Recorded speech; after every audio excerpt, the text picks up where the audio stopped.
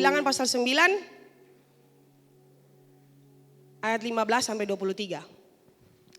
Hari ini hak istimewa yang Tuhan kasih lewat gembala sidang. Karena hari ini saya berkhotbah di depan dua pimpinan. 1 Korwila 1, 2 Korwila 2. Baru Korwila 2 baru pulang selesaikan MTH lagi. Luar biasa. Jadi selamat untuk Pastor Caroline Mahali sebagai Korwila 2. Pastor disilakan untuk berdiri di tempat sebentar. Mari air hidup, kita tepuk tangan dulu untuk Pastor Caroline. Terima kasih Pastor yang sudah menyelesaikan Master Teologinya pada hari apa? Iya, tanggal 22 kemarin, puji Tuhan, semua karena anugerah Tuhan. Ya, mari kita baca Bilangan 9 ayat 15 sampai 23. Saya baca saja, Bapak Ibu Saudara menyimak. Sudah dapat di Alkitab Bapak Ibu?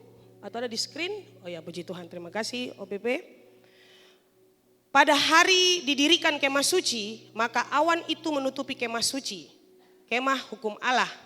Dan pada waktu malam sampai pagi, awan itu ada di atas kemah suci. Kelihatan seperti api. Demikianlah selalu terjadi, awan itu menutupi kemah dan pada waktu malam kelihatan seperti api.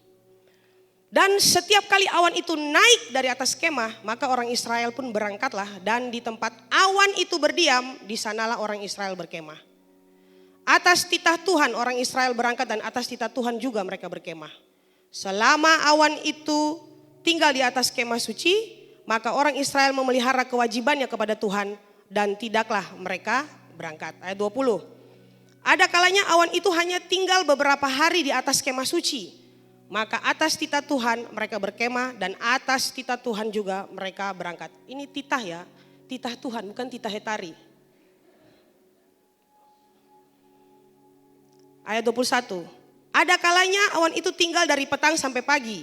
Ketika awan itu naik pada waktu pagi, mereka pun berangkatlah. Baik pada waktu siang, baik pada waktu malam, apabila awan itu naik, mereka pun berangkatlah.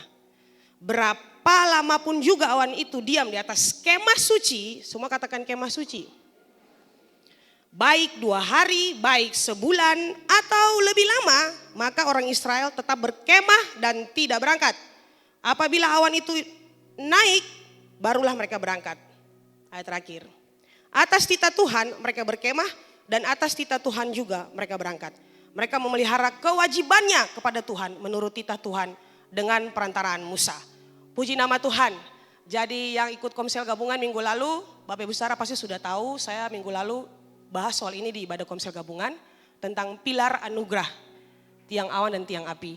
Tapi hari ini Tuhan ingin berbicara lebih dalam lagi tentang kemah suci.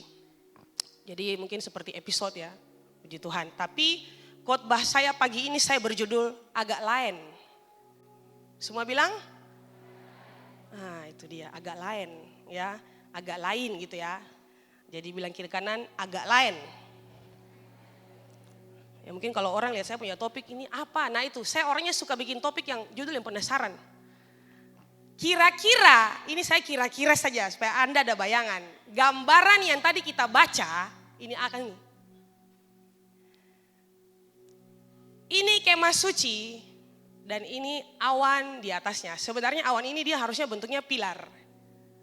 Tapi kita bilang, Ian bikin bagian saja supaya dia mengerti bahwa awan ini juga gambaran tangan Allah. Di atas kemah suci. Semua katakan kemah suci. Ini awan, ini gambaran dari, ini representasinya Tuhan. Ini perwakilan Tuhan, jadi ini kehadiran Tuhan. Ya, jadi ini kemah suci, ini dia punya awan sebagai bentuk, sebagai tanda bahwa Tuhan hadir di dalam dan di tengah-tengah umatnya. Tapi kalau di dalam tabernakel, di dalam kemah suci, karena kami sudah ajarkan buat Anda, dalam kemah suci itu dibagi menjadi 3 bagian, pelataran, ruang kudus dan ruang maha kudus. Sebenarnya tiang awan itu dia ada tepat di ruang maha kudus. Tempat di mana Tuhan hadir di situ. Ya jadi dia ada di situ, di ruang paling belakang. Tapi ini hanya gambaran saja supaya Anda mengerti. Oke, kita lanjut. Lalu saudara, hari komsel kemarin saya sudah sampaikan buat Bapak Ibu Saudara. Waktu saya sedang menyusun khotbah tentang pilar anugerah, tentang tiang awan dan tiang api, saudara, Tuhan kasih saya sebuah pewahyuan yang luar biasa. Saya bilang, Tuhan, kenapa Tuhan mau saya ngomong tentang tiang awan dan tiang api? Karena ini cerita yang sudah sangat familiar, yang sangat lazim untuk kita semua. Akhirnya baru dalam proses saya sedang menyusun khotbah, Tuhan bicara buat saya. Kamu lihat dua kata ini, Lady, kemah suci. Saya bilang, iya Tuhan. Kamu buka gambarnya. Saya buka gambarnya, saya googling, saya buka gambarnya. Saya lihat kemah suci, iya. Dan di atas kemah suci itu ada awan ini yang tadi kita baca. Ini representasi dari Allah sendiri. Nah, kemudian Tuhan bicara buat saya. Apa itu kemah? Siapa itu kemah? Saya terdiam, saya bilang kemah. Lalu Tuhan ingatkan saya tentang firman Tuhan yang biasa kami hamba Tuhan bawakan di ibadah syukur ya, kalau ibadah pemakaman, ibadah duka dalam kitab Korintus. Kemah, tubuh, ini kemah, ini tubuh. Jadi dikatakan kelak ketong akan pergi ya, kemah ini, tubuh yang fana ini akan dibongkar. Kemah ini akan dibongkar, tubuh yang fana ini. Lalu kemudian Tuhan ingatkan saya lagi dengan satu firman Tuhan. Tubuhmu adalah bait Allah. Wah, saya bilang, Tuhan, ya. Siapa itu kemah, Lady? Saya, Tuhan. Kalau kemah suci, jadi ini gak ngomong soal tabernakel, ini gak ngomong soal bait Allah, tapi ini ngomong tentang saya. Kalau kemah suci gimana, Lady? Kalau kemah suci berarti tubuh saya yang suci, Tuhan. Tubuh saya yang kudus, yang adalah bait kudus, bait Allah.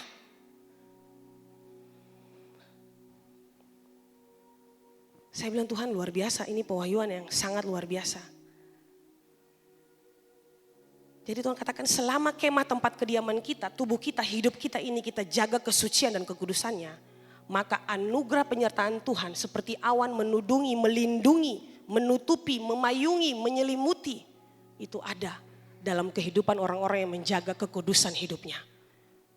Kemahnya kudus, kemahnya suci, baru Tuhan berkenan hadir di dalam hidup orang itu, menyertai dia.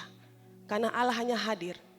Ini awan, saudara. Tadi saudara baca mau 2 hari 1 bulan ini. Dia hanya berdiam di kemah suci. Dia gak berdiam di kemah suku-suku Israel. Ya, saya sudah ajar saudara minggu lalu. Ini tabernakel di tengah.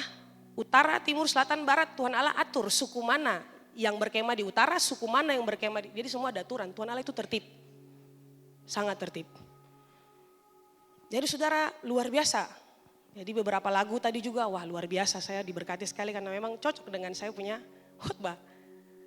Jadi ketika awan kemuliaan Tuhan itu turun menaungi seseorang, penyertaan Tuhan ada di atas kehidupan seseorang, saudara, kemuliaan Tuhan itu terpancar lewat hidupnya. Makanya kalau dia lewat orang bilang ini orang agak lain emang. Agak lain dia. Bukan agak lain, emang beda dia.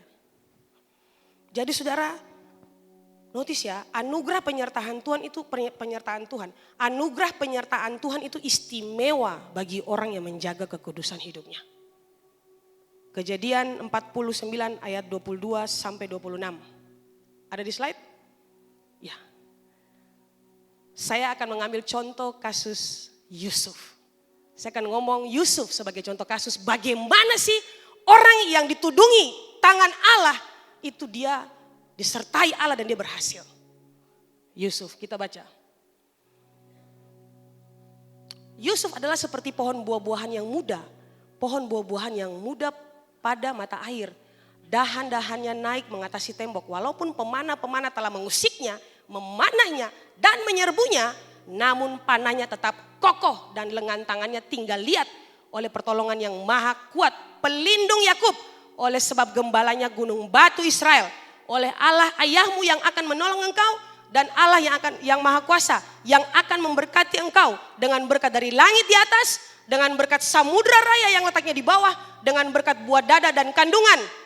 Berkat ayahmu melebihi berkat gunung-gunung yang sejak dahulu, yakni yang paling sedap di bukit-bukit yang berabad-abad. Semuanya itu akan turun ke atas kepala Yusuf, ke atas kepala orang yang teristimewa di antara saudara-saudaranya. Haleluya. Jadi saudara, kenapa Yusuf istimewa? Karena dia disertai Tuhan. Nanti kita akan lihat. Nah, Bapak Ibu Saudara, dalam kitab Kejadian pasal 39 ayat 2 sampai 4, kita baca ayat 2 sampai 4. Kejadian 39 ayat 2 sampai 4. Ada? Oke, siap. Tetapi Tuhan menyertai Yusuf, semua katakan menyertai Yusuf. Sehingga ia menjadi seorang yang selalu berhasil dalam pekerjaannya. Maka tinggallah ia di rumah tuannya orang Mesir itu. Setelah dilihat oleh tuannya bahwa Yusuf disertai Tuhan, semua katakan disertai Tuhan. Dan bahwa Tuhan membuat berhasil segala sesuatu yang dikerjakannya, maka Yusuf mendapat kasih tuannya dan ia boleh melayani dia. Kepada Yusuf diberikannya kuasa atas rumahnya dan segala miliknya diserahkannya kepada kekuasaan Yusuf. Haleluya. Siapa yang mau ke Yusuf saudara? Angkat tangan. Puji Tuhan. Jadi sesuai dengan Anda punya iman. Nah, kalau kita baca saudara di ayat selanjutnya lagi ayat 21 dan 23. Ya, tadi ayat 2 sampai 4, kemudian ayat 21 dan 23. Kita akan lihat bahwa ada 3 kali dikatakan Tuhan menyertai Yusuf. Tuhan menyertai Yusuf, Tuhan menyertai Yusuf. Nah, sekarang kita lihat apa dampak dari Tuhan menyertai Yusuf. Pertama saudara, dampak bagi diri sendiri. Saudara lihat, ketika Yusuf hidup benar, Yusuf menjaga dia punya hidup saudara. Sebagai kemah yang kudus, kemah yang suci. Dampak bagi dirinya sendiri. 1, Yusuf selalu berhasil dan beruntung dalam setiap pekerjaannya. Katakan amin. 2, Yusuf menjadi kesukaan tuannya atau pemimpinnya. Yusuf dapat dipercaya. Nah, kalau saudara di komsel-komsel pemimpin kasih tugas ini, ya, saudara berarti jadi kesukaan, saudara dapat dipercaya. Itu anugerah saudara. Itu bukan karena semata-mata karena kebisaannya kita, tapi itu karena kasih karunia Tuhan. Amin. Yusuf diistimewakan karena berkat istimewa. Itu dampak bagi dirinya sendiri. Yang berikut, dampak bagi orang lain ketika dia berjalan dalam penyertaan Tuhan. Orang yang dekat dengannya ikut menikmati berkat Tuhan. Saudara pernah gak masuk satu restoran sunyi? Pernah malah? Begitu datang duduk, mama isu banyak. Karena Anda datang bawa penyertaan Tuhan itu. Amin. Kita lihat buktinya. Kejadian 39 ayat 5. Ada? Oke, baca. Saudara lihat, Tuhan memberkati rumah orang Mesir itu karena Yusuf. Sehingga berkat Tuhan ada di atas segala miliknya. Baik yang di rumah maupun yang di ladang. Jadi Bapak Ibu Saudara yang kau aja tampung-tampung orang di rumah, bertobat. Siapa tahu yang Anda tampung itu orang yang disertai Tuhan. Kalau dia ada di rumah Anda, yang tadinya baras kurang terus, begitu dia ada, wah baras padat melimpah ruah, bahkan saudara bisa bagi-bagi buat orang. Jadi bilang kiri kanan, bertobat dari barang yang tadi pastor bilang itu. Jadi kalau katong bisa nginap 2 malam, bisa tapi jangan bersungut per suami di belakang-belakang. Mengampungi bikin susah orang, saya ini saya tahu diri lah, katong dia ada keringat. Bertobat. Amin. Ibu-ibu katakan amin. Yang berikut, dampak bagi keturunan. Hakim-Hakim 1 ayat 23, kita lihat Tuhan tetap menyertai keturunannya. Oke, 1, 2, 3. Keturunan Yusuf menyuruh orang mengintai Betel itu. Oke, ayat 22, maksud saya ayat 22. 1, 2, 3. Keturunan Yusuf juga maju menyerang Betel dan Tuhan menyertai mereka. Keturunan Yusuf. Yusuf disertai Tuhan. Dia menjaga dia pun kemah bersih. Dia disertai Tuhan, hidupnya bukan hanya berhasil, bukan hanya bagi dirinya sendiri, tapi bagi orang yang ada di sekeliling dia dan juga bagi dia punya keturunan. Dia meninggalkan jejak yang baik. Hidupnya disertai Tuhan, dia menjaga dia punya kemah bersih, keturunannya pun disertai Tuhan. Saudara, kita lanjut. Yang menjadi inti khotbah saya hari ini itu berangkat dari sebuah pertanyaan. Saudara dengar pertanyaan ini. Saya tahu ini pertanyaan yang mungkin saudara banyak yang bertanya-tanya seperti ini. Pastor, apakah orang yang mengalami penyertaan Tuhan, orang yang mengalami perlindungan Tuhan, apakah orang yang berkenan kepada Tuhan, itu kebal terhadap dosa dan pelanggaran? Pastor, apakah orang-orang yang katanya berjalan dalam penyertaan Tuhan, berjalan dalam anugerah Tuhan ini, orang-orang yang disertai Tuhan ini kebal terhadap dosa dan pelanggaran? Apakah mereka ini tidak pernah merasakan ketakutan dan kecemasan seumur hidup? Apakah orang-orang yang disertai Tuhan katanya ini yang selalu berhasil, pokoknya perfecto lah. Mereka tidak pernah mengalami persoalan dalam hidup. Apakah orang-orang yang diurapi Tuhan ini, yang disertai Tuhan tidak pernah menangis, pastor? Apakah mereka tidak pernah mengalami tekanan? Sebelum saya jawab, saya mau bilang dulu. Pendeta sekaliber Elia saja mengalami tekanan dan stres yang luar biasa. Dia dalam penyertaan Tuhan loh. Tapi dia manusia biasa, saudara. Dan sama-sama kita akan belajar hal ini. Hanya ada 2 supaya Anda senang. Semua bilang 2 pelajaran dari penyertaan Tuhan. 1, dengar baik-baik Bapak Ibu. Orang yang disertai oleh Tuhan itu tidak kebal terhadap dosa dan pelanggaran. Tidak ada satu manusia pun di bumi ini yang kebal terhadap dosa dan pelanggaran. Tidak ada. Bahkan saya ingat Pastor Yosef juga pernah bilang, semua ketong termasuk hamba-hamba Tuhan tidak kebal dengan dosa. Jadi jangan ada yang menganggap dirinya berdiri kokoh kuat teguh. Karena kapan saja bisa jatuh, kata Pastor Yosef. Semua kita tidak kebal dengan dosa. Mau itu pendeta laki-laki, pendeta perempuan, tidak kebal. Hamba-hamba Tuhan di sini tidak kebal dengan dosa dan pelanggaran. Jadi jangan Anda lihat hamba Tuhan ini boleh, hamba Tuhan ini boleh. Enggak. Semua kami berjuang dan bergumul. Persoalannya ada dosa yang diungkapkan, ada dosa yang disembunyi. Ada dosa yang disembunyikan, tapi ada dosa yang diungkapkan. Jadi kita lihat Kejadian 39 ayat 9c. Kejadian 39 ayat 9c. Mana? Kejadian 39 ayat 9c. Ayatnya mana? Oke, ketemu buka. Kejadian 39 ayat 9c.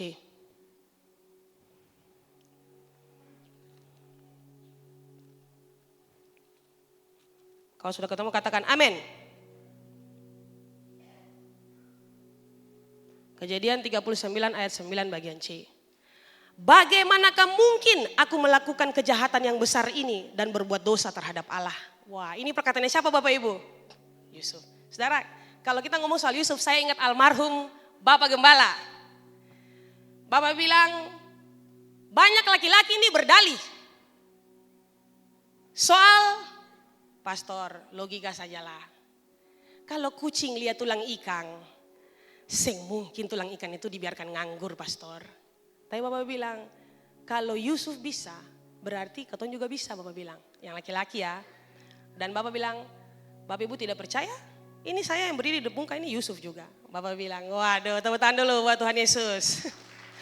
Artinya Bapak mau bilang bahwa beta yang menjaga beta kekudusan hidup dalam rumah tangga sampai hari matinya beliau. Perginya beliau. Jadi beliau bilang kalau orang tidak bisa, pastor, Bapak itu kan Yusuf. Bapak bilang itu omong kosong, Anda tidak mau saja untuk berjuang, menekan supaya tidak membuahi keinginan Anda. Dan Bapak bilang, saya buktinya Yusuf masa kini, kata Bapak. Jadi sebenarnya kalau Bapak bisa, Bapak contoh Yusuf masa kini berarti semua Bapak-bapak di sini juga bisa. Sing kuat toh? Ya, karena pastor, daging, roh, pastor, aduh, daging dengan roh ini akan bertolak belakang. Jadi saudara ingat, ketika kita diciptakan oleh Tuhan Allah, kita diberikan free willingness, kehendak bebas. Artinya semua keputusan untuk memilih itu ada dalam tangan kita. Kita yang memilih mau berbuat benar atau berbuat jahat. Kita yang mengambil keputusan, mau membawa rumah tangga saya ke arah yang baik atau ke arah yang jahat. Jadi bukan Tuhan yang memutuskan atas keinginan kita. Makanya kita dikasih free willingness, kehendak bebas. Ketika diperhadapkan dengan pilihan, Tuhan bicara, ya, dikirim Roh Kudus sebagai helper, sebagai penolong untuk Anda. Oh ini gak boleh, ini boleh. Tapi kita sendiri memutuskan, alah bodo amat lah. Nah itu kita sendiri yang memutuskan. Jadi pilihan itu ada di tangan kita. Bilang kiri kanan, pilihan ada di tangan Anda. Nah sekarang kita lihat perbandingan contoh Yusuf dan Daud. Aduh luar biasa. Yusuf dan Daud sama-sama mengalami penyertaan Tuhan yang luar biasa. Tapi ada momentum di mana mereka diperhadapkan dengan cobaan. Semua bapak-bapak bilang cobaan. Lebih kuat sedikit. Ya, yang di atas bapak-bapak bilang cobaan. Iya, itu akang bunyi. Daud jalan di atas soto istana. Dia lihat Batsheba mandi telanjang bulat-bulat. Dia birahi, saudara. Ini laki-laki normal, men. Jadi birahi. Beta mau dia. Langsung menginginkan Batsheba. Hanya satu kali lihat Batsheba, satu kali loh. Yusuf, firman Allah katakan 39. Itu kejadian tadi tuh. Setiap hari istri Potifar goda dia. Coba semua bilang setiap hari. Daud satu kali saja. Tapi Yusuf setiap hari digoda. Saudara, istri Potifar, jangan saudara pikir pakai daster tarobe ya. Istri Potifar ini, saudara, ini istri Potifar ya. Jadi ini orang-orang kebangsawan, orang kelas. Dari segi baju bersih, putih, cantik, muait, tidak ada titik. Goda. Sementara jarak antara soto istana dengan kamar mandi Batsheba, beta sentuh jarak berapa, radius berapa. Tapi ini istri Potifar goda dia di muka dia. Setiap hari, saudara. Tapi dia tidak bergeming. Itu bedanya Daud sama Yusuf. Sama-sama disertai Tuhan. Saudara kalau lihat dia punya track record sebelum dia jatuh dalam dosa. Tuhan menyertai dia, semua pertempuran Daud berhasil. Karena dia disertai tangan Tuhan. Betapa dia sangat menjaga dia punya hidup di hadapan Tuhan. Kemah ini jadi kudus dan suci. Berkenan kepada Tuhan, tapi jatuh juga ketika diperhadapkan dengan dosa. Enggak ada yang kebal dosa, saya bilang. Hanya Yusuf ini dia mau dan dia memilih menekan dia punya hawa nafsu. Dia tekan dia punya hawa nafsu. Dia menekan dia punya nafsu birahi. Dia perempuan normal, saudara. Laki-laki normal Yusuf. Dia punya istri namanya Anani, Sipo. Pulang PR sudah tuh. Dia menekan, Yusuf menekan dia punya nafsu, saudara. Sampai akhirnya dia difitnah.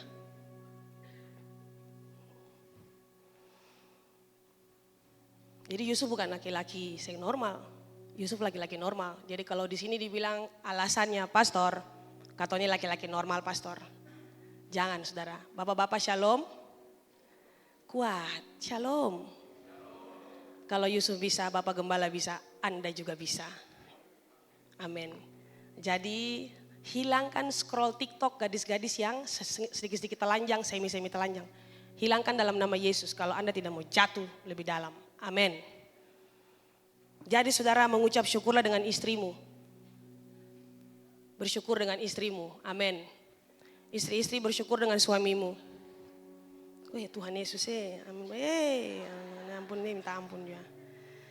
Jadi saudara, ada sebuah toko di luar Indonesia, jangan beta sebutkan di mana lain. Toko ini bernama Toko Istri. Semua bilang toko istri? Jadi toko istri ini, toko menjual istri-istri. Jadi pria-pria dewasa yang hendak menikah bisa beli istri di toko ini. Semua siap saji. Alah. Tapi ada aturan untuk belanja di toko ini. Aturannya adalah selesai kamu naik ke lantai atas, kamu tidak bisa kembali lagi turun ke lantai bawah. Ini ada 6 lantai. Dilarang kembali. Jadi karena 6 lantai tokonya, aturannya kalau sudah naik, dilarang kembali. Jadi lantai 1, lantai 2, lantai 3 sampai lantai 6 itu jenis istri berbeda-beda.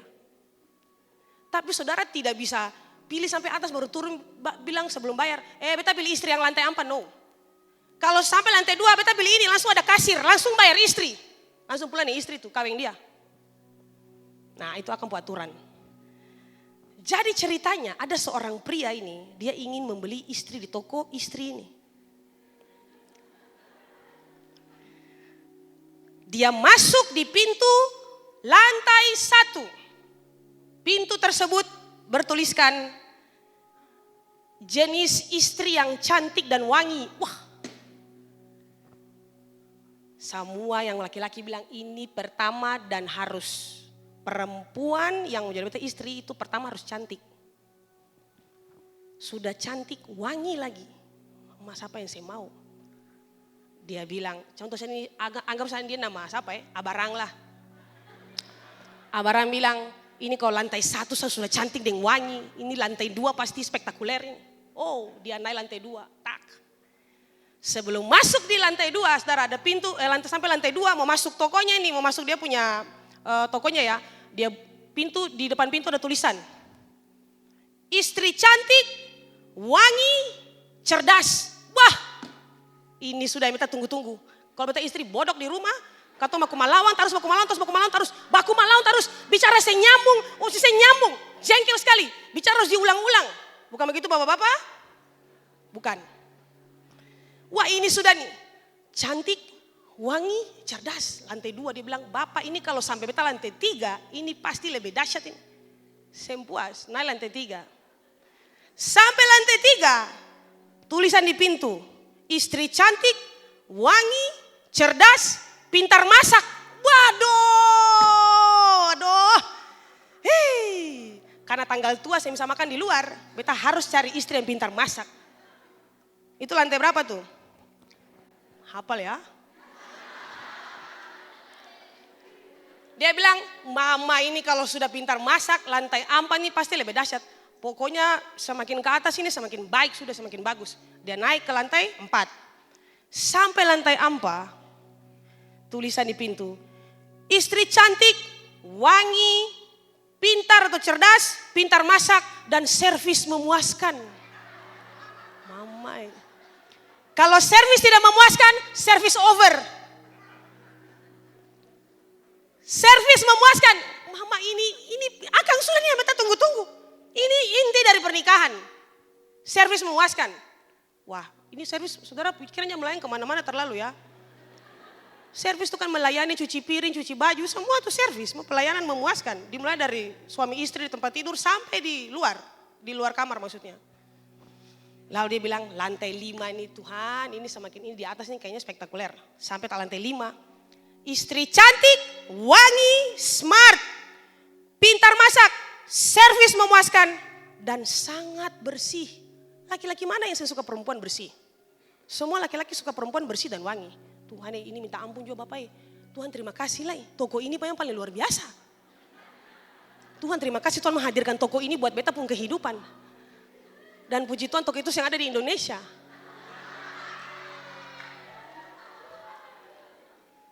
Dia bilang, sudah lantai terakhir ini sudah yang paling spektakuler. Sekali beta capek naik tangga, tapi tetap mau yang terakhir sudah beta punya penantian di lantai akhir. Sampai lantai 6, coba slide. Sampai di lantai 6 pintu bertuliskan, kamu adalah pelanggan ke 75.312.456 yang sampai di lantai ini. Maaf, tidak ada istri di lantai ini.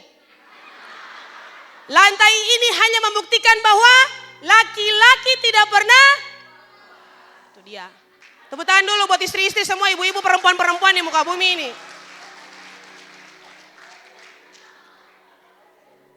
Sampai di muka pintu, ya Tuhan saya nggak ada istri di lantai ini. Baru dia orang ke 75 juta sekian-sekian.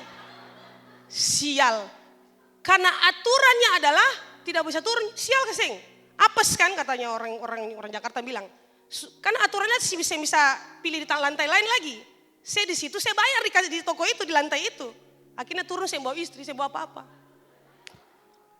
Aduh, jadi mengucap syukurlah dengan Anda punya istri, hai suami-suami. Yang istri-istri mengucap syukurlah dengan Anda punya suami. Bersyukurlah. Saudara, busu-busu dia yang cuci Anda pun segala macam. Busu-busu saudara yang pilih dia. Jadi saudara sayangi dia. Luar biasa saudara. Yang berikut saudara. Siapapun engkau, jangan pernah menganggap engkau kebal terhadap dosa. Mungkin engkau tidak berselingkuh, tapi mungkin engkau jatuh dalam dosa lain. Menipu, berbohong, judi, dan lain sebagainya. Pakai pakatang, pesugihan, Pesugihan itu pergi di orang pintar untuk melariskan usaha. Saudara jangan bermain dengan orang pintar. Sebenarnya bukan pintar ya, itu sebenarnya orang bodoh saudara. Jadi siapa yang pergi di situ juga sebenarnya katanya juga jadi ikut-ikutan bodoh sebenarnya. Dong itu bukan orang pintar, mungkin istilahnya saja. Tapi kita berdoa supaya katong di sini semua, karena katong saya ada yang kebal dosa, karena kita tidak ada yang kebal dosa, kita harus waspada. Menekan hawa nafsu dan keinginan daging tidak mudah, tapi saya percaya bahwa selama kita kuat di dalam Tuhan, selama kita menjaga kita punya kekudusan, komitmen kita, maka kita pasti mampu. Amin. Karena itu berhubungan dengan komitmen. Sekali kita komit sama Tuhan untuk menjaga rumah tangga saya bersih, untuk menjaga langkah kaki saya bersih, maka dia akan ingat komit itu. Yang kedua, orang yang disertai oleh Tuhan juga mengalami persoalan dan tantangan hidup. Semua setuju? Ya. Saudara, Kejadian 39 ketika Yusuf difitnah oleh istri Potifar bahwa dia sudah memperkosa istri Potifar, saudara, dia dijebloskan ke dalam penjara. Saya tanya Anda, siapa di sini yang pernah difitnah? Angkat tangan. Yang pernah difitnah, angkat tangan tinggi-tinggi. Angkat tangan nih. Siapa lagi? Turun tangan. Siapa di sini yang sering difitnah? Selain beta, ini beta angkat tangan. Sering, bukan 1-2 kali, sering. Turun tangan. Siapa di sini sudah kebal fitnahan? Nah beta nih. Siapa lagi? Kebal fitnahan, sudah kebal. Jadi kalau saudara mau fitnah saya, fitnah sebaik-baiknya. Saya tidak akan pernah bergeming. Tuh. Jadi saudara, karena saya tahu berjalan dengan penyertaan Tuhan, orang fitnah katong saudara, perlindungan Tuhan ada loh. Anugerah Tuhan itu jadi perisai. Jadi perisai yang memagari kita, melindungi kita. Selama kita ada dalam tudungan tangan kuat kuasa Allah, orang mau bikin apa katong sih yang bisa saudara. Karena anugerah Tuhan itu sebagai perisai yang menjaga kita.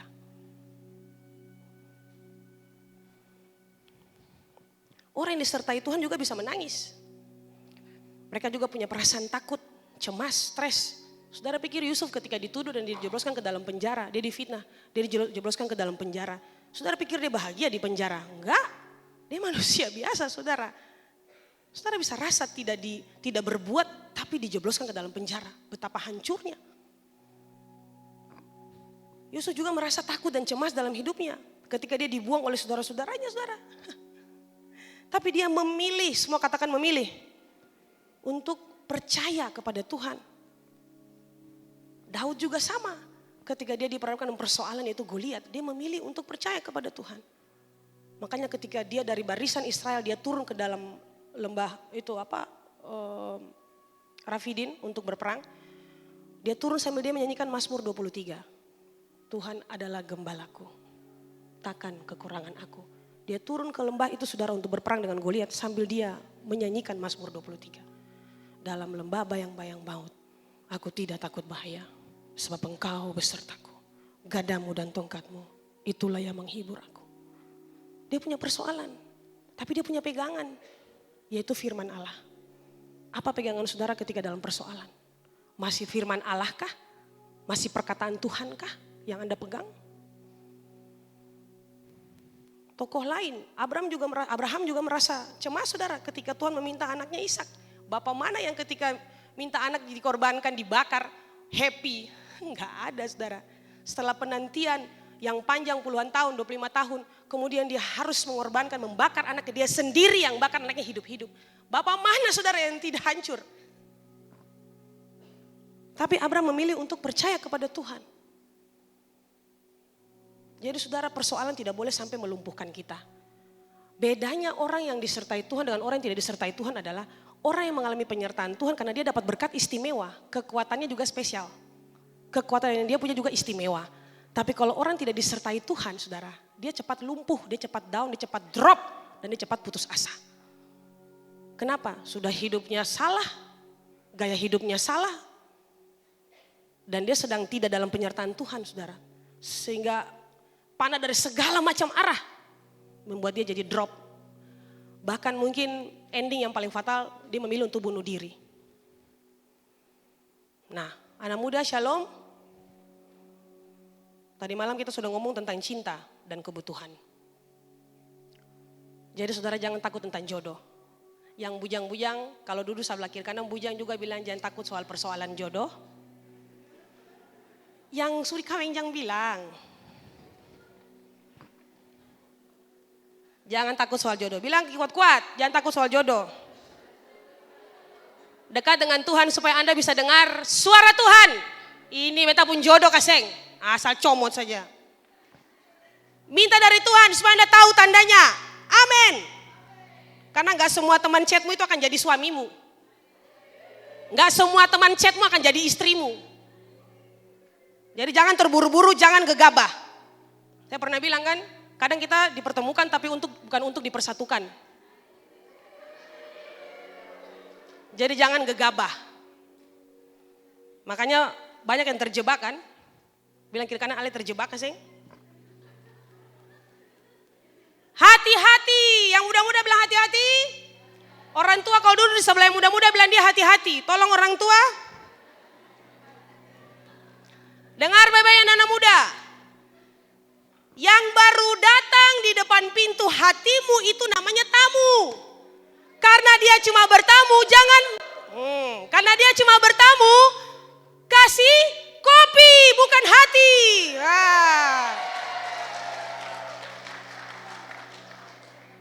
Dia cuma bertamu. Orang baru datang berdiri di pintu hatimu, kamu kasih hati. Baper kan akhirnya. Kasih kopi saja tamu itu. Jangan terlalu baper saudara. Yang perempuan, shalom perempuan. Nah, jadi kalau cuma sekedar teman chat, minta kejelasan. Mau di mana, mau dibawa kemana hubungan kita ini. Ada lagunya tuh. Serahkanlah, serahkanlah. Mau dibawa kemana hubungan kita, itu dia. Chat. Jadi Anda harus luruskan, jangan diteruskan ya. Nanti kalau endingnya sudah buka hati, laki-lakinya saya mau buka dompet. Ribet kaseng, pacaran model apa tidak pernah bawa makan bakso. Angka buang OC. Bakso pun saya bisa, Pak. Tuhan, bakso pun saya bisa kasih makan beta. Maaf. Yang berikut lowongan, bukan lowongan yang berikut. Amin. Persoalan keuangan, semua bilang persoalan keuangan. Persoalan keuangan dalam rumah tangga juga jadi hal yang paling trending biasanya. Masalah uang bikin rumah tangga nih jadi hancur itu banyak. Kenapa? Anak muda pelajarin apa yang pastor bilang. Karena dari waktu masih pacaran, pandangan terhadap uang tidak disamakan. Coba, waktu pacaran itu pandangan terhadap uang tuh harus disamakan. Karena Anda tidak pernah punya kesamaan dalam pandangan terhadap uang, kacau kasih rumah tangga, seng match.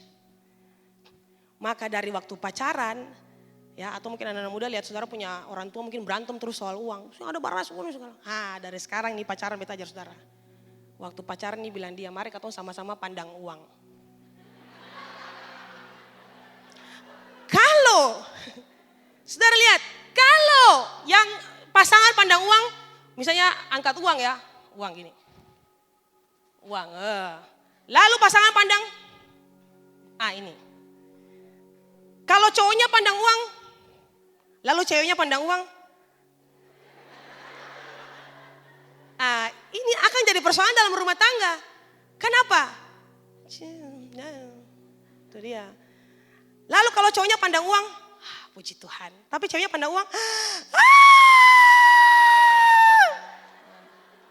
repot kasih yang dalam rumah tangga. Repot. Jadi harus samakan pandangan terhadap uang.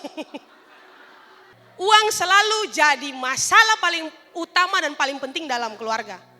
Banyak rumah tangga itu hancur lebur hanya karena masalah uang. Makanya saudara dari waktu pacaran samakan persepsi tentang uang dulu. Mari sama-sama ketemu pandang uang. Lalu bagaimana? Kalau ceweknya terlalu mata duitan, jangan ya yang nyong ya. Jangan. Cukup cari yang saudara sudah punya penghasilan selesai. Kalau dia kuras saudara kayak kuras bak mandi, stop, berhenti.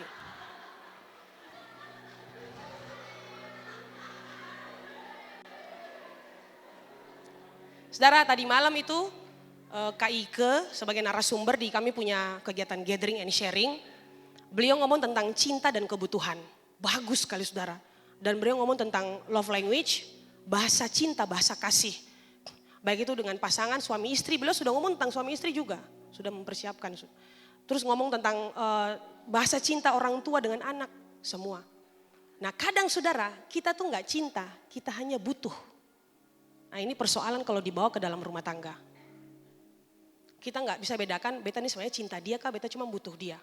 Butuh pengakuan, butuh dihargai, butuh diakui, butuh uang. Nah itu, dan butuh yang lain lagi, uang-uang. Nah jadi saudara luar biasa. Jadi saya harap supaya saudara kalau ada persoalan tidak tumbang. Bilang kiri kanan ada persoalan tidak tumbang. Jadi kalau suami pulang capek-capek, saudara istri-istri kira gajian lah sana, menari, na na na na na na na na na na, lagi pulang kasih nota, na na na na na na na na na na na na na. Saudara jangan marah-marah suami ya. Dengan Mama Gembala bilang, dan dari almarhum Bapak Gembala sampai Mama, kalau suami pulang tanggal gajian, mau tanggal gajian kasih, masa dia air panas. Mama bilang taruh di air panas, bikin dia kopi. Bikin dia jus, kalau yang ada buah boleh jus cili juga yang ada di sebelah sana. Bikin dia jus supaya dia bahagia. Saudara yang berikut. Saudara, tapi ada perbedaan antara orang yang disertai Tuhan dan orang yang tidak disertai Tuhan dalam menanggapi persoalan. Saudara perbedaannya di sini. Kita melihat dari kisah Yusuf, bagaimana orang yang disertai Tuhan itu ketika dihantam badai. Satu, Yusuf sekalipun dia jatuh, dia akan bangkit saudara. Lihat dia masuk penjara. Justru dia jadi kesukaan, jadi kesenangan bagi pemimpin penjara di situ. Tapi dia bangkit kembali. Dia nggak langsung drop down lalu mengasihani diri, tidak self pity. Yang berikut orang yang disertai Tuhan ketika dihantam badai saudara, mereka kuat. Kuat dan kekuatan itu bukan didapatkan karena kebiasaan dan kemampuan mereka, bukan karena harta mereka, tapi karena kekuatan Tuhan Allah. Somehow orang yang disertai Tuhan tuh punya kekuatan yang istimewa saudara. Karena dia disertai Tuhan jadi berkatnya itu istimewa. Penyertaan itu istimewa. Orang yang menjaga kekudusan hidup, kekuatannya itu istimewa dari Tuhan. Sampai mungkin kadang-kadang orang di sekitar saudara mungkin kaget. Ini orang agak lain ya. Semua orang ada tumbang di kantor tapi dia bersuka cita. Iya, karena saya disertai Tuhan. Persoalan yang sama kita hadapi di kantor, tapi bedanya beta kuat di dalam Tuhan. Dong ini tumbang, menangis air mata. Bahkan sudah tidak ada harapan putus asa. Tapi orang yang disertai Tuhan, dia kuat saudara. Makanya orang bilang orang agak lain memang. Karena dia berjalan dalam penyertaan Tuhan. Beda saudara, dihantam persoalan tapi tidak tumbang. Yang berikut, orang yang disertai Tuhan mereka akan menang dalam persoalan. Saudara, endingnya pasti menang. Sekalipun dia jatuh, dia bangkit, dia jatuh, dia bangkit. Persoalannya bukan ada pada berapa kali kamu jatuh. Tapi persoalannya ada pada berapa kali kamu bangkit untuk menang. Jatuh saudara bangkit, jatuh bangkit, dihantam badai dan persoalan, dihantam Goliat. Bangkit saudara. Berkelahi terus dengan persoalan. Karena ada part di mana Anda berantem dengan persoalan, tapi ada part di mana Tuhan Allah yang berantem dengan persoalan Anda. Ada kalanya di ring tinju saudara. Tuhan bilang kamu sendiri dengan dia, dengan persoalan itu. Tapi ada saatnya Tuhan berperang ganti kita. Jadi ketika kita ada dalam ring tinju, Tuhan Allah jadi pelatih untuk kita. Saya sudah latih kamu, kamu pasti bisa. Berperang sampai saya menang. Saya sangat diberkati dengan Randy Pangalila dan juga Kakak J. Dalam kickboxing kemarin yang saudara mungkin ada yang nonton. Karena itu juga sedikit, bukan sedikit ya, sangat viral. Dan kita mau semua kita lihat. Mungkin ada bapak-bapak, ibu-ibu, orang-orang tua yang mungkin tidak menyimak dan mengikuti. Dan kita lihat sebagai akhir dari khotbah saya. Saudara ini Randy sebelum dia bertarung, dia itu didoakan. Randy didoakan sebelum dia bertarung, dia diurapi. Dia punya mentor-mentor rohani yang luar biasa, pastor-pastor yang luar biasa yang berdoa buat dia dan lepaskan nubuatan dan urapan buat dia. Dan mereka di dalam doa ini, saya singkat saja, sempat mereka melepaskan nubuatan. Ya, mereka menggunakan karunia kenabian yang mereka peroleh untuk menubuat dengan tuntunan Roh Kudus untuk Randy. Dan di dalam doa itu saudara, pastor ini ucapkan bahwa kamu akan menang dan kamu akan mengalahkan lawanmu dengan kaki dan tanganmu. Dia jatuh 3 kali, tapi menurut juri 2 kali. Yang dihitung ya, menurut dia punya kriteria. Tapi yang ketong-ketong lihat, dia tumbang 3 kali. Saudara KKJ sebagai dia punya lawan, itu dia juara 8 kali dia juaranya. Tapi bisa ditumbangkan oleh seorang Randy Pangalila. Dalam wawancara KKJ bilang, beta kaget Bayangkan saudara, dia sikut, kakaknya itu sikut, Randy punya muka sebelah sini. Yang tadi saudara lihat di pojok itu. Harusnya saudara, kakak J bilang harusnya dia pingsan. Kakak J sampai bingung. Dalam wawancara kakak J bilang, saya bingung itu anakku bisa bangkit, dia bisa ku berdiri. Waktu kakak J tendang dia punya bagian kepala, saudara waktu dia jatuh pertama kali itu di sudut, dia bangkit, dia bangun saudara karena masih pusing kan. Kakak J kan sikut di bagian sininya, lawannya itu namanya kakak J, sikut bagian sini. Sikut lagi lutut mendarat di sini, mamai. Dia bangkit, dia berdiri, dia mau bertarung lagi saudara. Mungkin dia belum bisa lihat karena matanya saudara terganggu karena lutut itu. Dia baru mau berjalan begini saudara. Kakak dia tendang dia sini lagi. Dia jatuh lurus-lurus. 2 kali. Jatuh itu dia bangun langsung. Sampai kakak dia bilang ini orang. Kakak dia sampai bingung ini kok bisa dia. Harusnya tuh saya pukul dia sudah jatuh, dia sudah tidak bisa bangun lagi. Karena kan namanya fighter ada tempat-tempat tertentu yang jadi incaran untuk melumpuhkan lawan. Kali ketiga dia jatuh saudara. Jatuh kali ketiga itu dia bangkit, dia berdiri, 1 kali 1, jak, kaki kiri, tak, langsung kakak J kena rusuk. Rusuk itu bahkan wasit hitung 8 detik pun dia belum bisa bernafas. Kakak J kena dia rusuk kiri, dia tak duduk. Dia 8 detik itu saudara. Waktu wasit hitung sampai detik ke-8, dia masih dengar wasit hitung sampai detik ke-8 tapi dia belum mampu untuk mengembalikan dia punya nafas normal. Karena sakit di bagian rusuk. Itu bisa bikin orang bisa bernafas. Karena dia dalam penyertaan Tuhan. Dia jatuh, dia bangun lagi. Fight lagi. Dia jatuh, dia bangun, dia fight lagi. Dan saudara dia sampai bilang, waktu jatuh keberapa tuh dia bilang, dia punya mata benar-benar saya bisa lihat. Dan dia hanya lihat satu sosok. Yaitu Tuhan. Membuat dia bangkit saudara. Jadi saudara kalau saudara dalam persoalan selama saudara berjalan dalam penyertaan Tuhan dan menjaga hidup kudus dan benar. Persoalan saya bisa tumbangkan saudara. Buktinya saudara masih ada sampai sekarang. Hidup dengan kasih karunia. Hidup dengan anugerah. Orang fitnah saudara. Orang ancam saudara. Selama engkau dalam perlindungan Tuhan dan perisai anugerah Tuhan, Anda akan baik-baik saja. Jadi saudara, saya minta pemusik ke depan. Saya sudah selesai. Jadi waktu saya menyusun khotbah ini saudara, Tuhan kasih saya sebuah pewahyuan lagi. Tuhan bicara buat saya. Kamu lihat Lady, bentuk kemah suci itu. Dan Tuhan katakan kemah ini bukan hanya berbicara tentang pribadi. Bisakah, Tuhan bicara buat saya saudara. Saya berdialog dengan Tuhan. Bisakah kamu melihat jauh ke dalam kemah ini? Saya bilang, apa di dalamnya Tuhan? Saudara saya lihat jauh ke dalam kemah ini. Ada sebuah keluarga yang duduk. Saya lihat suami, istri, dan anak-anak duduk di dalam kemah. Tuhan suruh saya lihat lebih dalam lagi. Saya lihat Tuhan, ya kemah bicara tentang pribadi, tapi kamu lihat jauh di dalam itu. Aku tunjukkan kepadamu, saya lihat satu keluarga sedang duduk makan.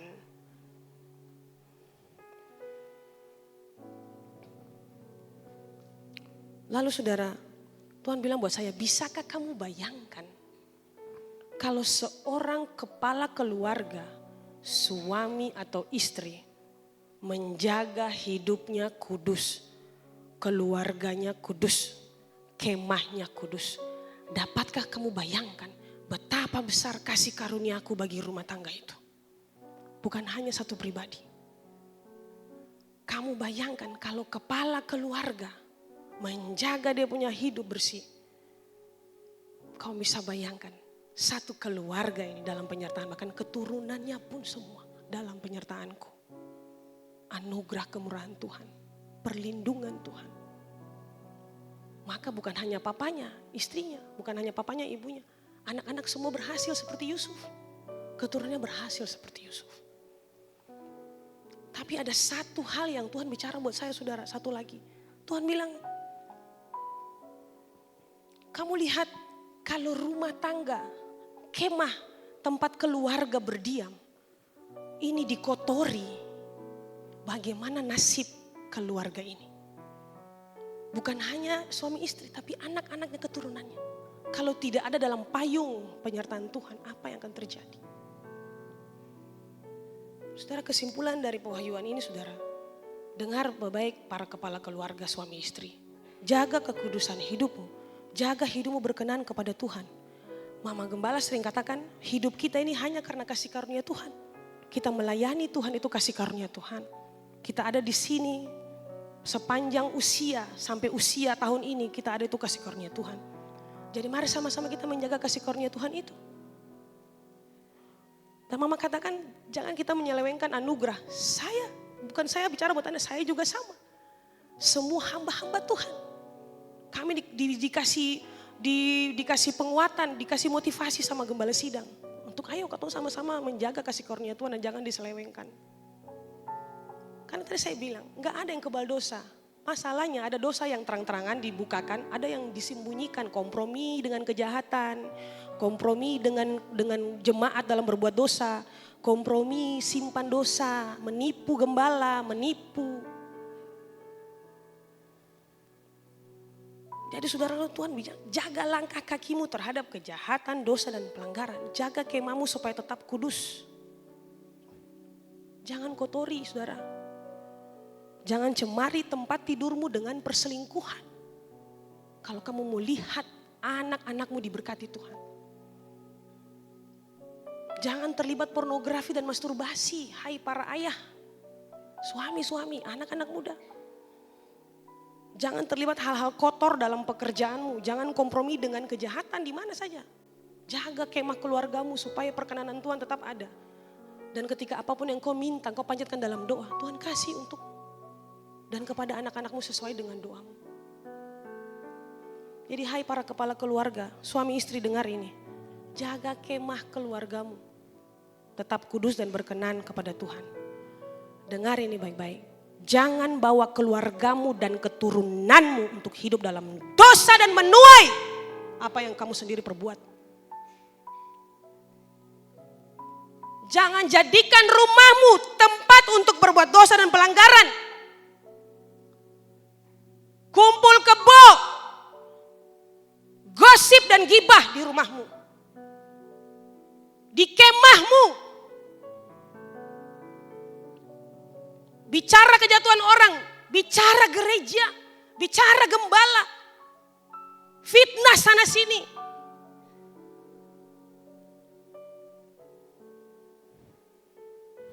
Jangan saudara.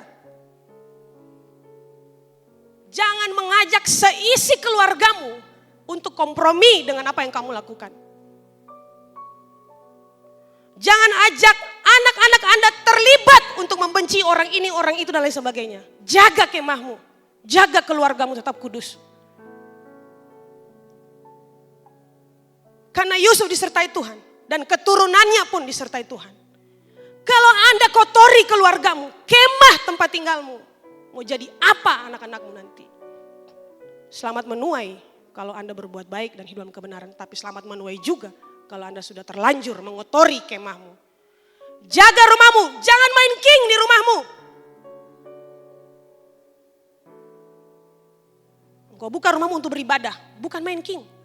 Bukan duduk gibah orang. Bicara semua yang buruk. Saya bicara sebagai hamba Allah untuk menjauhkan Anda dari petaka. Dari malapetaka. Ini bukan saya yang bicara, Tuhan Allah yang bicara. Dan saya sampaikan di Komsel Gabungan. Tuhan bilang sampaikan di ibadah minggu juga. Iya Tuhan, saya mau taat. Saya gak pernah berpikir bahwa saya lihat keluarga di dalam kemah itu. Tapi Tuhan bilang bisa kamu bayangkan kalau satu keluarga menjaga kesucian hidup mereka. Mulut kudus, pikiran kudus, hati kudus. Apakah aku gak berkenan untuk mereka dan memberkati mereka? Saya berdoa dengan khotbah pewahyuan ini. Kita semua bertobat dari pelanggaran ini Bapak Ibu. Kalau enggak, Anda akan melihat akibat. Selalu rindukan perkenanan Tuhan atas kemahmu. Bangun mesbah pribadi di rumahmu. Lalu Apa yang kau dengarkan, suara Tuhan yang kau dengar, itu kamu lakukan, Anda lakukan. Bangun mesbah jam 4 pagi, jam 10 pagi chattingan. Gibah lagi, gosip. Pertanyaan saya sederhana, siapa yang Anda temui jam 4 pagi? Anda bangun mesbah seolah-olah Anda berjalan dalam penyertaan Tuhan. Tidak Bapak Ibu, Anda sedang tidak baik-baik saja. Dan Anda sedang tidak dalam penyertaan Tuhan. Jam 4 pagi Anda bisa bangun mesbah, kemudian jam 10, jam 11 Anda seharian Anda bisa gibah di chat. Hantam sana, hantam sini orang di chat. Apakah itu yang Tuhan sampaikan buat Anda di dalam mesbah pagi? Itu bukan Tuhan yang Anda temui. Itu bukan Tuhan Allah. Karena Roh Kudus tidak pernah menuntun seseorang untuk menghancurkan reputasi orang lain. Roh Kudus tidak pernah menuntun Anda untuk menghancurkan orang lain. Roh Kudus tidak pernah menuntun kita untuk merusak orang lain. Roh Kudus itu semua yang baik yang kita kerjakan, dia suruh ayo kita kerjakan yang baik, itu Roh Allah. Jadi Anda semua di jemaat sini perlu hati-hati. Jangan Anda melihat tolak ukur dia melayani luar biasa, berkhotbah hebat, melayani luar biasa. Kami semua melayani dengan pintar dan gagah. Semua di sini pelayan-pelayan PKS-PKS-nya luar biasa mengajar. Itu jadi tolak ukur untuk orang dia sertai Tuhan dan dia hidup kudus. No. Karena kenapa? Semua kita tidak kebal dengan dosa Bapak Ibu. Tadi saya bilang cluenya, ada pelanggaran yang disembunyikan, ada pelanggaran yang dibukakan. Jadi saya bilang ini, kalau Anda mau jadi orang yang diberkati, orang yang menjadi berkat bagi orang lain, Anda lakukan ini. Supaya ketika Anda di mana saja Anda berada, orang semua bilang ini orang agak lain emang, beda dia.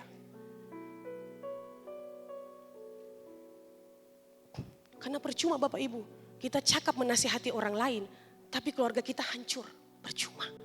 Itu sebabnya ada hal-hal yang perlu kita benahi. Jadi ibu-ibu di sini yang suaminya belum ada di gereja, berdoa sungguh-sungguh supaya suamimu ada di gereja.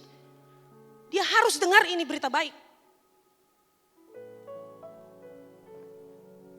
Tuhan bicara buat saya saudara, ambil keputusan. Bilangan 9 ayat 15. Saya sudah mau tutup khotbah, tutup materi. Tuhan bilang, saya baca ayat 1 ayat 15. Saya baca bilangan 9 ayat 15a untuk menutup saya punya khotbah. Beta bilang, oke Tuhan, beta buka lagi. Padahal beta sudah selesai. Beta sudah keluar dari beta materi, Microsoft Word-nya. Tuhan suruh beta buka lagi. Firman Tuhan katakan, pada hari didirikan kemah suci, maka awan itu menutupi kemah suci. Pada hari didirikan kemah suci, kemuliaan Tuhan ini menaungi kemah ini. Pada hari di mana kita mau untuk mendirikan, membangun kehidupan yang suci, maka kemuliaan Tuhan itu dinyatakan. Pada hari kita memutuskan, hari ini saya mau mendirikan kemah suci. Hari ini saya mau membangun sebuah kehidupan yang benar dan bertobat dari saya punya kehidupan yang salah. Hari ini perkenanan Tuhan dinyatakan bagi kamu dan keluarga kamu Bapak Ibu Saudara. Anda dan keluarga Anda, itu perkenanan Tuhan dinyatakan. Jadi ini bukan hanya ngomong soal pribadi, Anda yang berumah tangga. Jadi hari ini, hari di mana kemah suci itu didirikan, hari itu jugalah kemuliaan Tuhan dinyatakan. Saudara, sampai sudah Bapak Ibu, kata hamba Tuhan, kata mulia yang baik dari Anda. Jangan lagi Anda mencemari diri. Jangan lagi saudara, bawa anak-anakmu dalam jebakan. Jangan lagi saudara, berhenti. Jaga kemahmu, rumah tanggamu, rumah tempat engkau tinggal, dijaga. Ada ukup-ukupan wangi-wangian naik di atas untuk Tuhan. Jangan sudah bau wangi-wangian Anda cemari lagi. Jadi awan ini dia naik turun, pergi datang, begitu. Tidak. Sekali dia pergi. Selama Anda bisa hidup kudus, dia balik lagi. Jadi hari ini Tuhan mau memulihkan hidup kita, rumah tangga kita, keturunan kita. Mama sering katakan, selama kita masih bernafas, maka selama itu pula Tuhan Allah kasih kita kesempatan untuk kita bertobat. Karena Tuhan Allah siap untuk memulihkan kita. Dan semua yang percaya katakan, amin. Semua kita bangkit berdiri.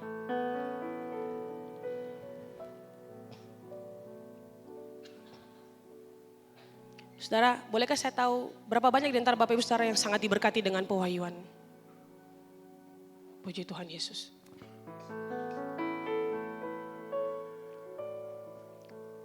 Saudara, dalam persiapan saya ada satu pujian yang Tuhan suruh saya nyanyikan. Dan lagu ini baru, tapi lagu ini sebagai doa. Saya bersyukur kalau Anda datang ke sini duduk dengan suami dan istri berdampingan. Kecuali para pelayan-pelayan ya. Tapi saya sangat bahagia seperti almarhum Gembala Sidang. Pastor John juga sangat menghimbau Anda untuk datang ke gereja duduk bersama dengan istri, suami. Jadi hari ini saudara, mari sama-sama kita lakukan firman Tuhan. Bapak Ibu Saudara yang sudah berumah tangga, bolehkah saya lihat kalau Anda mau hari ini mendirikan kemah yang baru yang kudus dalam keluargamu? Bolehkah saya lihat tangan-tangan yang terangkat kalau Anda mau? Puji Tuhan, puji Tuhan Yesus, puji Tuhan.